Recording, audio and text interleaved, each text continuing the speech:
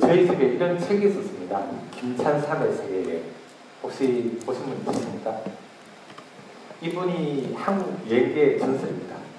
58년부터 30년 동안 160개국을 다니신 분입니다. 근데 제가 이제 유치원 때부터, 글을 모를 때부터 이 책을 직접 그리기 시작했는데요. 그 책에서 보는 모습들이 너무 신기했습니다. 우리와 같은 피부색, 머리 색깔을 가진 사람들이 아니라 정말 다양한 모습, 흰 사람, 까만 사람, 인디안, 에스키모, 또 다양한 풍경들, 이런 것들을 보면서 제가 나도 언젠가는 한번 저렇게 세계여행을 가봤으면 좋겠다, 이런 생각을 하게 되었습니다.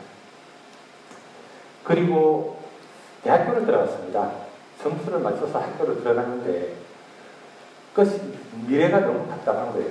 과연 무슨 일을 해야 될지, 어떤 사람이 되어야 될지 답이 안 나옵니다. 그래서 1년을 굉장히 방황했습니다.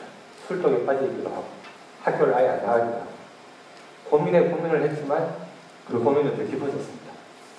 그러던 와중에 책에서 한 글귀를 발견했어요. 높은 산을 오르면 낮은 산은 절로 보인다. 그 글귀를 보는 순간 어릴 때 꿈이 생각이 났습니다. 그래, 넓은 세계를 한번 봐보자. 그럼 내가 꾼 이 작은 문제는 금방 해결해질 수 있을 것 같다. 그렇게 해서 이렇게 배낭을 메고 세계를 떠났습니다.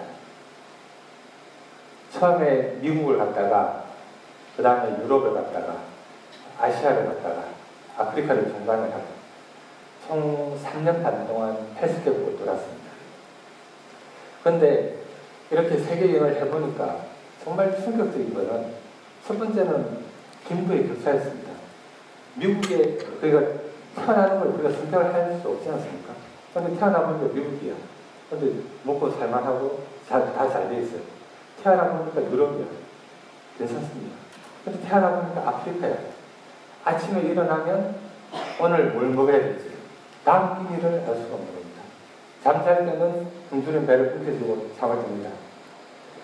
그래서 그런 모습을 보고 굉장히 충격을 받았습니다. 불과 비행기로 몇 시간 떨어진 거리에 이렇게 다른 사람들이 살고 있는 거다. 정말 다른 세계에 있는 거다. 방글라데시를 갔습니다. 한 할아버지가 제 눈앞에서 숨을 헐떡이며 죽어가고 있어요. 너무 놀랐습니다. 그래서 경찰 아저씨를 잡았어요. 아니 지금 사람이 이렇게 죽고 있는데 뭔가 해야 되는 거 아니에요. 경찰 아저씨 와요. 하루에도 이런 사람 수도 없이 많으니까 신경 끄시라. 우리가 알아서 치우겠다. 정말 충격이었습니다. 사람 목숨이 파리 목숨보다도 못하다고 저는 느꼈습니다. 과일 장수가 썩은 과일을 버렸습니다. 아무도 우리나라 같은 눈길도 안 주겠죠. 아이들이 달라들어가지고 그 과일을 먹으려고 막 싸웁니다. 그리고 한 아이가 그 썩은 과일을 흙탕물에 씻어서 흡수해 먹습니다. 그리고 아프리카를 갔더니 아이들이 20명, 30명이 저를 따라다닙니다. 물론 그 당시에 동양인이 됐죠. 그리고 제 다리를 잡고 먹을 걸 달라고 웁니다. 이 아이들은 학교에 있어야 되는데 부모님의 사랑을 받아야 되는데 왜 외국인한테 이렇게 구걸을 해야 되는지. 그래서 그런 차에 제가 이 말라비라는 나라를 갔는데 여기 말라비 호수가 있습니다. 그 아프리카에서 세 번째로 큰 호수거든요. 배를 탔습니다. 3박 4일 동안 배가 가는데 배 위에 올라가 보니까 제가 돈도 떨어졌고 연자 수표인데 바꿀 수가 없는 거예요. 그래서 3일 동안 꼬박 굶었습니다. 그때 이제 제가 사탕수수를 지팡이처럼 들고 다니면서 씹었는데 그 사탕수수를 씹으면서 3일 동안 버티는 동안 이전에는 배고픈 사람들 보면 마음이 아팠죠. 참 불쌍하다. 그것뿐이었습니다. 근데 제가 직접 굶어보니까 하루 이틀이 아니고 그렇게 굶어보니까 그 고통을 사람 말로 하기가 힘들었습니다. 정말 고통스럽구나. 나는 배에서 내리면 산을 맞으면 내 문제는 끝나는 겁니다.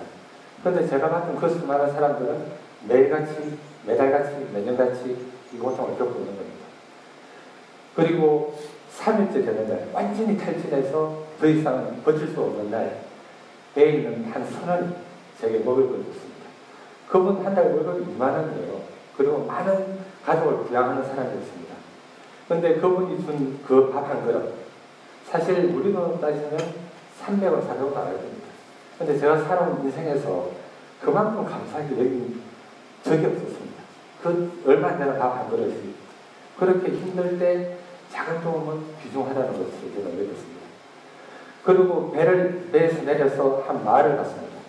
정말 찢어지게 가난한 마을이었는데 사람들이 줄을 길게 서 있는 거예요.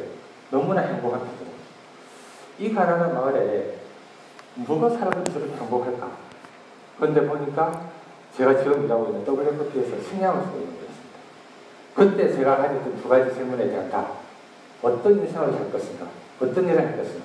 네, 확 가져오는 순간이었습니다. 그렇다면 배고픈 사람을 돕는 일을 해야 되겠다. 배고픈 사람은 정말 없는 세상을 만들어야 되겠다. 그런 생각을 했습니다. 사실 저희 부모님이 제 어릴 때 배고픔에 대해서 많은 얘기를 했습니다. 당신들이 직접 배고픔을 겪었거든요. 어머니는 학교 가서 도시락을 못 사고 가지고 와서 우물물을 마시면서 버텼다고 했습니다. 아버님은 신라면인데 형제들하고 먹을 게 없어서 매일 싸웠다고 그랬습니다. 여러분도 그런 얘기 할아버지 할머니 주변에서 들어봤을 겁니다. 실제로 60년대부터 80년대까지 한국은 WFP 지원을 받았습니다. 많은 사람들이 저렇게 식량 지원을 받았고 실제로 식량 지원을 하면 신문에 1년 기사 탑으로 이렇게 나기도 했었습니다. 그러던 한국이 지금은 제로 홍보, 기아 없는 세상. 반기문 총장님께서 2012년도에 우리 세대의 기아를 끝내자라는 선언을 하셨습니다. 그 제로 홍보에 살아있는 역사가 한국입니다. 한 세대 만에 기아를 끝냈거든요. 이게 저희 WFP에서 만든 기아 지도입니다. 매년 발행을 하는데 초록색, 오늘의 주제가 초록색 아닙니까? 초록색은 먹고 살만한 나라입니다. 그런데 아직도 많은 부분이 빨갛고 갈색이고 오렌지색이고 노란색입니다.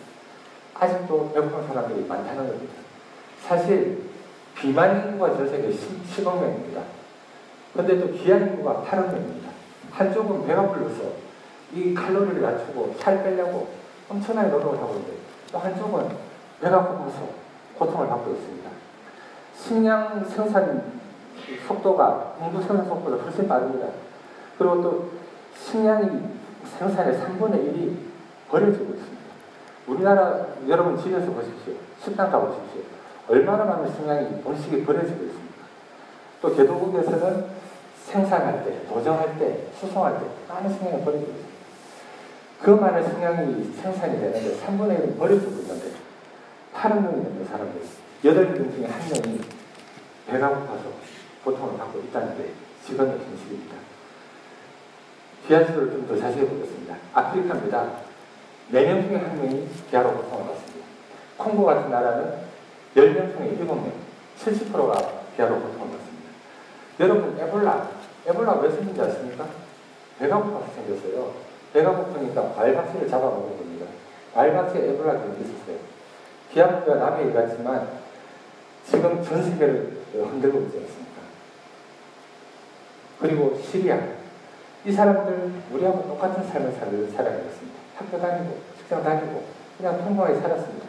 어느 날 갑자기 다른 나라에 와서 텐트에서 청하게 생활을 할 수 있습니다. 상상을 해보십시오. 아시아 기아 인구가 가장 많은 대륙입니다. 중국이나 인도나 방글라데시나 인구가 많은 나라들이 여기 몰려있죠. 배가 고프면 처음에는 음식량을 줄입니다. 그 다음에는 끼니를 건너듭니다. 나중에는 가재농부를 합니다. 심지어는 다음에 농사지을 엽시나 종자까지 뽑아야 됩니다. 그게 기아입니다. 중남미에도 여전히 있습니다.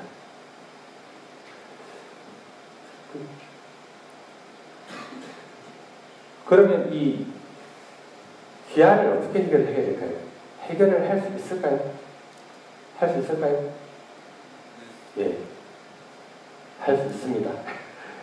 왜냐하면 충분한 식량이 있고 옛날에는 배가 고파도 식량을 다른 데 줄려도 수송이 안 됐습니다. 이제는 수송시설 다 돼 있죠. 인프라 돼 있죠. 기술 있죠. 지식 있죠. 부족한 게 없습니다. 의지가 부족하겠죠.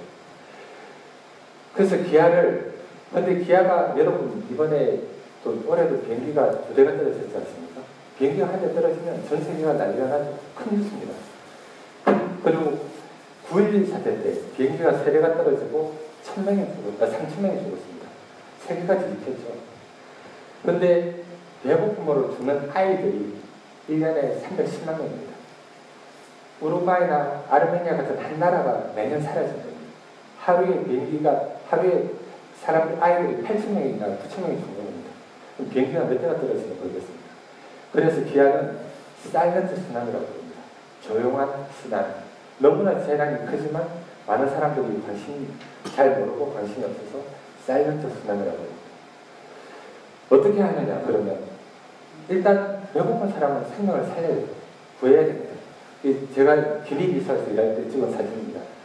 내전이 세네갈 남부지역에서 터졌고 난민들이 2만 명이 내려왔습니다.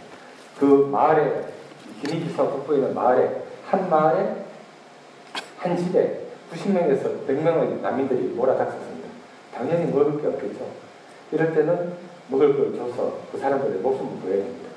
이 아이는 제가 혼두라스에서 만났던 야디라라는 아이입니다. 기후변화하고 식량암하고 굉장히 밀접한 관련이 있습니다. 감염이 심하게 들었고요. 이 아이는 며칠 동안 먹지를 제대로 먹지는 못했습니다. 그래서 빼짝 말라서 죽기 일부 직전까지 갔습니다. 급성이 내수있죠. 그리고 도움을 받아서 이렇게 회복이 되었습니다.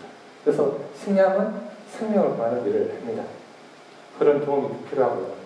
그리고 인생에서 가장 중요한 시기 중에 하나가 첫 천일입니다. 엄마 뱃속에 임신 직후부터 만 2세까지. 이때 충분한 영양 공급이 안 되면 평생 라이프 센텐스를 받게 됩니다. 두뇌가 제대로 안 자라고 그래서 지능이 떨어지고 신체 성장 잠재력이 훼손되기 때문에 키가 제대로 안 자라고 그래서 몸도 약하고 지능도 떨어지고 그런 아이가 됩니다. 그러면 학교에 가서 제대로 공부도 못하고 어른이 되면 제대로 좀 직장을 못 구하기 때문에 또 그런 아이를 낳는 겁니다.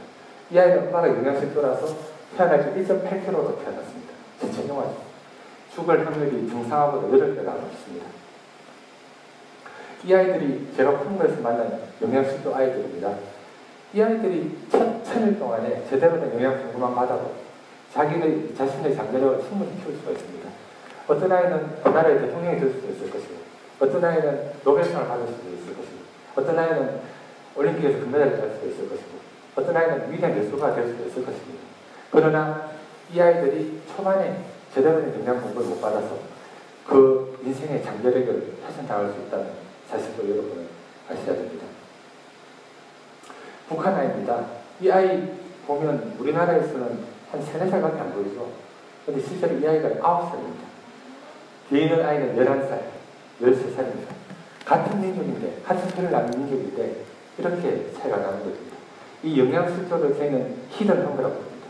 당장 사람들이 뭐 그렇게 되는 건 아니지만 정말 그 평생을 고통스럽게 하는 그런 겁니다. 이때 이제 해결책은 뭐냐? 제가 있던 기니비사인데 아이가 태어나면 필수 백신이 꼭 맞아야 될 때 5개가 있습니다. 그런데 백신을 맞아야 할 때 이해를 못합니다. 문맹률이 너무 높기 때문에. 그런데 보건소에서 식량을 좀 줍니다. 식량처럼 이 개발에 큰 인센티브가 또 없습니다. 그렇게 배가 고파서 왔다가 건강검진도 받고 백신도 받고 그리고 교육도 받습니다. 이렇게 해서 이 7,000일 동안을 도와줄 수가 있는 겁니다. 우리나라가 발전한 이유는 교육이죠. 그렇게 힘든 시절에도 농과 가장 중요한 재산이 농과 소를 팔아서 자식들을 학교에 보냈습니다. 아프리카에서도 개도국에서도 개발이 했으면 정말 교육이 중요합니다. 제가 일하던 기니비사인데 책상도 없고 의자도 없지만 아이들이 공부하는 겁니다. 왜? 밥 한 그릇을 먹기 위해서. 올해 초에 제가 루안다를 갔었는데요. 한 아이를 만났는데 새벽 3시에 일어났답니다. 왜? 학교 가는데 4시간이 걸린대요. 그런데 밥 한 그릇을 먹기 위해서 집에는 아무것도 먹을 게 없으니까 4시간을 걸어서 학교로 가는 겁니다. 왕복 8시간을 갑니다. 그래서 교육을 받는 겁니다. 그래서 이렇게 네팔에 있는 아이들에게 컴퓨터도 배우고 그렇게 됩니다. 저는 이 사진을 참 좋아합니다. 이 사진은 대부분 제가 찍은 겁니다. 정말 배고픈 사람들이 아이들이 먹을 걸 먹고 그래서 저렇게 있는 모습처럼 아름다운 걸 있는 것 같습니다. 옛날에 우리나라에도 보릿고기가 있듯이 지금도 기근기가 있는 나라가 많습니다. 그러면 숲으로 가서 초급 목표로 생활을 해야 됩니다. 그때 식량을 주면서 돈을 주면서 마을의 인프라를 구성합니다. 결국 마을들이 자립을 하려면 식량과 연결이 되어야 되고 도로나 다리나 이런 기반 시설들이 굉장히 중요하거든요. 그래서 말이 자력을 할 수 있는 겁니다. 이 여자분은 방글라데시의 나시다라는 겁니다. 극빈층인데 2년 동안 교육을 받고 사업에 대한 교육을 받고 투자를 받아서 자산이 10배, 수익이 5배가 늘었습니다. 논농사와 그 양어장을 3개를 운영하고 심지어 지방의회 의원으로까지 선출이 됐습니다. 제로펑크의 개인의 실제적인 사례라고 저는 생각합니다. 여러분, 기아 문제가 나와 무슨 상관이냐 하지만 보십시오. 이 벚꽃. 꽃 하나하나는 자기의 개체지만 멀리서 보면 이 나무에 연결이 되어 있습니다. 한 몸입니다. 우리도 이 연건을 이 지구에 갖고 사는 한 몸입니다. 여러분 발바닥에 가시가 박히면 이 팔과 몸이 움직여서 가시를 뽑죠. 한 몸이기 때문입니다. 그래서 이 기아 문제는 사실 한 기관이, 한 국가가 해결할 수는 없습니다. 이거는 모든 사람들이 관심을 가지고 할 때 이루어질 수가 있습니다. 테라스 소녀가 그랬죠. 한 방울의 물이, 내가 하는 일은 한 방울의 물이 지나지 않지만 바다에 내가 일을 안 하면 한 방울이 줄어들게 됩니다. 많은 사람들이 관심이 있으면 더 많은 일을 할 수가 있는 것이고, 많은 사람들이 관심이 없으면 그 일이 줄어들게 되는 겁니다. 저는 이 기아 지도가, 그 빨갛고 노랗고 그렇던 기아 지도가 초록색으로, 완전한 초록색으로 되기를 희망합니다. 기대합니다. 그리고 우리 세대에 우리나라가 했듯이, 라시다가 했듯이 이 지도가 저는 저렇게 초록색으로 바뀔 수 있으리라고 굳게 믿고 있습니다. 케네디 대통령이 얘기했습니다. Ask what you can do. 저도 여러분께 묻고 싶습니다. 여러분, 기아하고 나하고 상관이 없다고 생각하지만 여러분이 먹는 음식, 여러분이 하는 행동 하나하나가 세상을 바꿀 수가 있습니다. 이 기아 지도가 우리가 그랬듯이 모두 초록색이 되는 그날이 하루빨리 오기를 기대하면서 여러분들의 관심과 지지를 바라는 바입니다. 감사합니다.